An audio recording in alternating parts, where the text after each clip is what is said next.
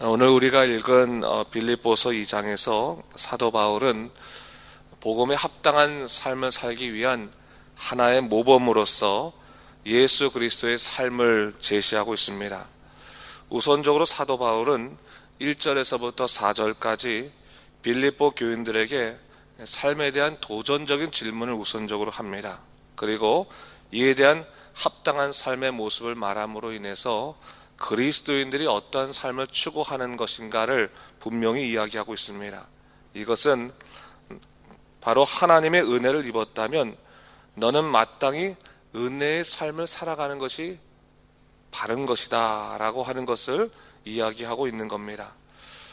오늘 우리는 이 사도 바울의 질문을 동일하게 깊게 생각해야 됩니다. 우리 삶에 복음의 은혜를 입었다면, 복음의 은혜가 임했다면, 그렇다면 우리는 마땅히 은혜에 합당한 열매를 내는 것도 우리 그리스도인들의 삶의 모습이기 때문입니다. 오늘 본문 1절 말씀은 우리가 다 같이 함께 읽어보도록 하겠습니다. 그러므로 그리스도 안에 무슨 권면이나 사랑의 무슨 위로나 성령의 무슨 교제나 긍휼이나 자비가 있거든. 사도 바울이 묻고 있습니다. 당신은 그리스도 안에서 어떠한 영적인 권면을 깨닫게 되었습니까? 당신은 그리스도 안에서 사랑의 위로를 받았습니까? 당신은 그리스도 안에서 성령의 교제를 누렸습니까? 당신은 그리스도 안에서 긍휼과 자비하심을 경험했습니까?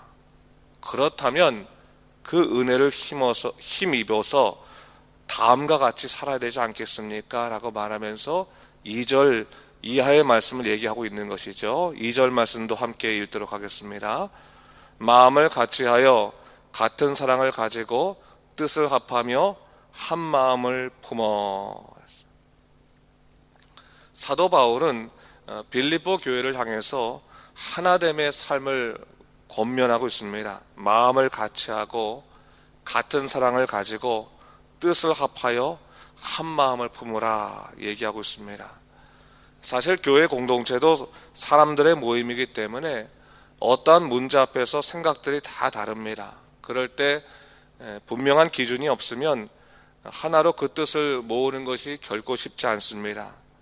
사도 바울이 이처럼 빌립보 교회를 향해서 한 마음을 강조하는 이유는 우리가 나중에 나중에 빌립보서 4장을 보면 알 수 있겠지만 이 빌립보 교회도 서로 간의 생각의 차이로 인해서 적지 않은 갈등을 가졌기 때문입니다.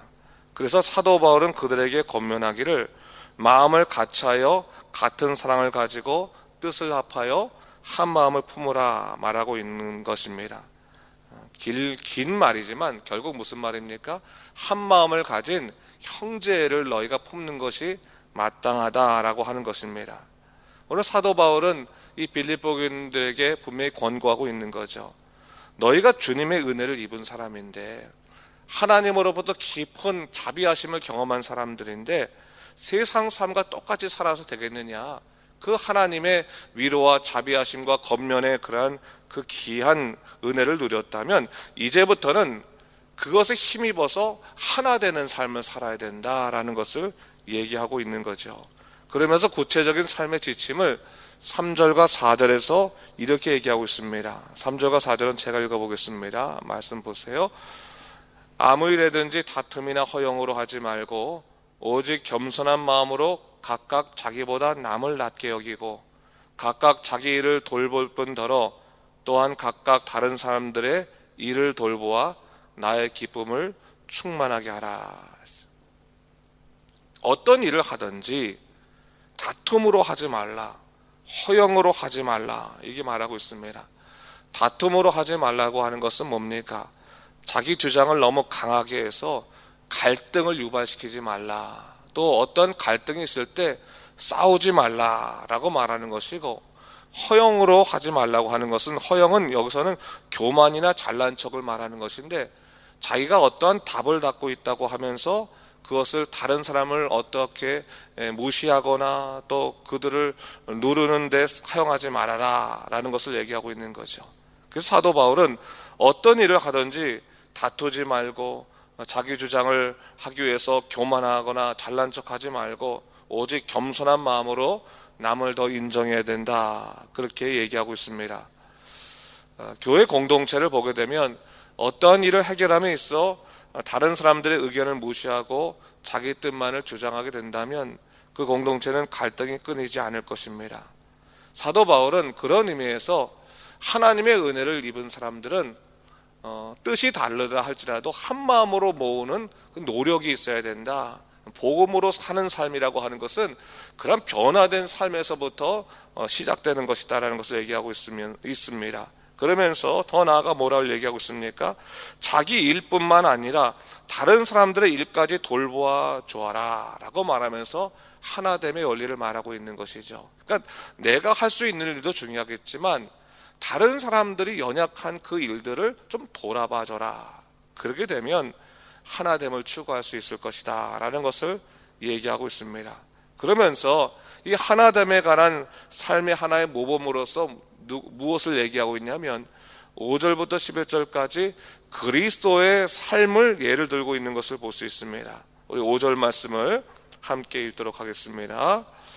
너희 안에 이 마음을 품으라 곧 그리스도 예수의 마음이니 했습니다.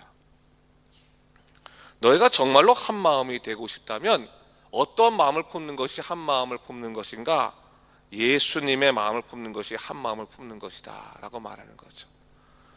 우리는 보통 의견을 합할 때 어떤 생각을 가집니까? 내 생각이 옳으니까 저 사람이 자기 생각 내려놓고 내 생각처럼 하게 되면 한 마음을 품는다라고 생각합니다.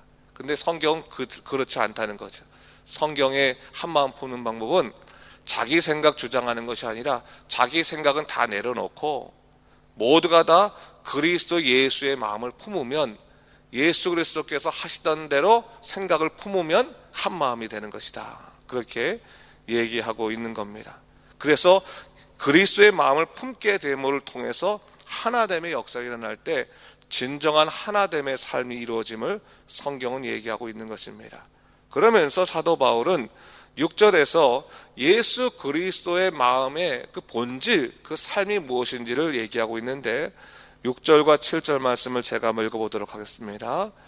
그는 근본 하나님의 본체시나 하나님과 동등됨을 취할 것으로 여기지 아니하시고 오히려 자기를 비어 종의 형체를 가지사 사람들과 같이 되셨고, 하나님과 본체이신 분이 동등됨을 취하지 않고 종의 형체를 가져 사람들과 같이 되셨다. 이러한 예수 그리스도의 삶을 신학적으로는 뭐라고 말하냐면 성육신적인 삶이다, 그렇게 말합니다. 여러분, 우리 그리스도인들이 가져야 될 모든 삶이 이 성육신적인 삶입니다. 예수님처럼 자기 것들을 내려놓고 하나됨을 위해 사는 삶, 자기를 주장하지 아니하고 예수님처럼 사는 삶, 이것이 성육신적인 삶인데, 사도 바울은 빌립보 교회를 향해서 너희가 정말로 예수 그리스도 안에서 하나됨의 삶을 살고 싶다면 예수님의 성육신적인 삶을 좀 배워야 한다라는 것을 얘기하는 거죠. 예수님은 어떤 분이냐? 하늘 영광 버리시고 이 땅에 오셨다, 사람으로 오셨다. 그리고 그분이 복종하고 충성하시되 8절 말씀 보니까 자기를 낮추시되 죽기까지 복종하셨다. 그리고 십자가의 죽으심이 바로 이런 성육신적인 삶의 절정이다라는 것을 얘기해주고 있는 것입니다. 이것이 바로 이 땅에 오신 예수님의 삶의 모습이었다라고 성경은 얘기하고 있고 사도 바울은 얘기하고 있는 겁니다. 그러면서 사도 바울이 이러한 예수님의 성육신적인 삶이 결국 어떠한 결과를 이루었는가, 그것에 대해서는 9절부터 11절까지 이렇게 말하고 있습니다. 9절부터 11절은 같이 읽도록 하겠습니다. 이러므로 하나님이 그를 지극히 높여 모든 이름 위에 뛰어난 이름을 주사 하늘에 있는 자들과 땅에 있는 자들과 땅 아래에 있는 자들로 모든 무릎을 예수의 이름에 꿇게 하시고 모든 입으로 예수 그리스도를 주라 시인하여 하나님 아버지께 영광을 돌리게 하셨느니라. 예수님은 스스로 낮추셨는데 하나님이 그를 높이시어 결국 모든 입으로 예수 그리스도를 주라 시인하여 하나님 아버지께 영광을 돌리게 하셨다라고 말하면서 너희도 예수님의 마음을 품고 살아가면 하나님이 너희를 높이실 것이다. 그것을 얘기하고 있는 것이죠.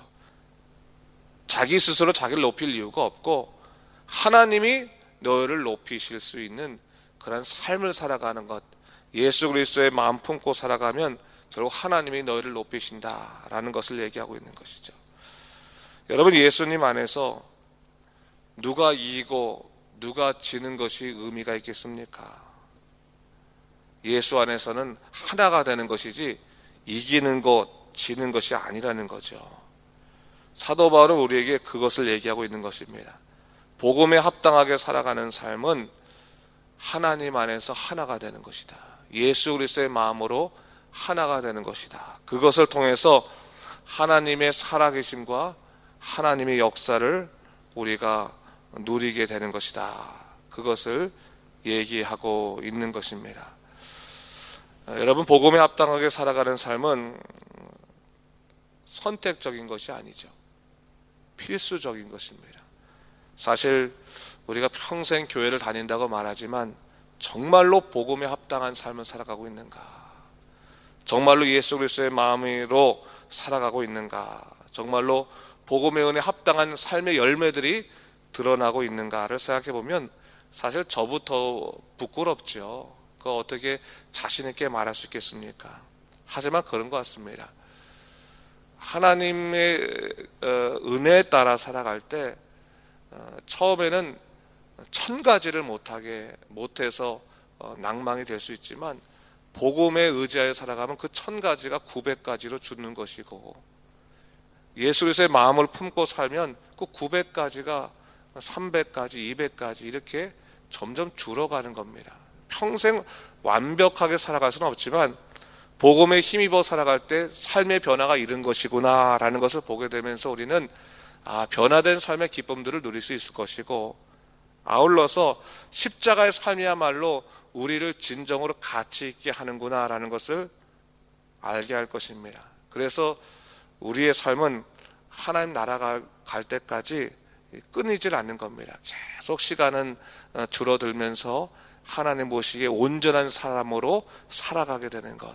그래서 주님 앞에 우리가 설 때는 우리가 잘했다 칭찬받을 수 있는 것은 뭐냐면 우리 행위가 잘했다 칭찬받는 것이 아니라 우리의 삶의 방향이 온전히 하나님께 있음을 우리가 인정받게 되는 것이 이 복음에 따라 사는 삶이라고 생각합니다. 다시 한번 우리가 오늘 사도 바울의 이 권면을 생각해 보면서 하나됨을 이루는 것이 무엇인가를 깊이 생각하고 믿음 안에서 서로 연합하면서 하나님 나라를 세워가는 여러분 되시기를 주님의 이름으로 축원합니다. 기도하겠습니다. 주 하나님 아버지 감사합니다. 오늘 사도 바울의 권면을 통해서 우리가 다시금 복음의 삶의 모습들에 대해 생각하게 보게 됐습니다.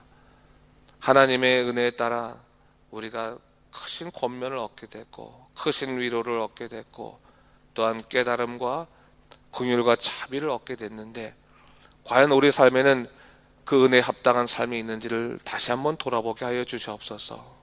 그래서 정말 은혜에 합당하게 변화된 삶 살게 하여 주시고 은혜에 힘입어 이 세상의 어떠한 일도 잘 감당할 수 있는 믿음의 삶을 살아갈 수 있도록 주여 우리를 인도하여 주시옵소서.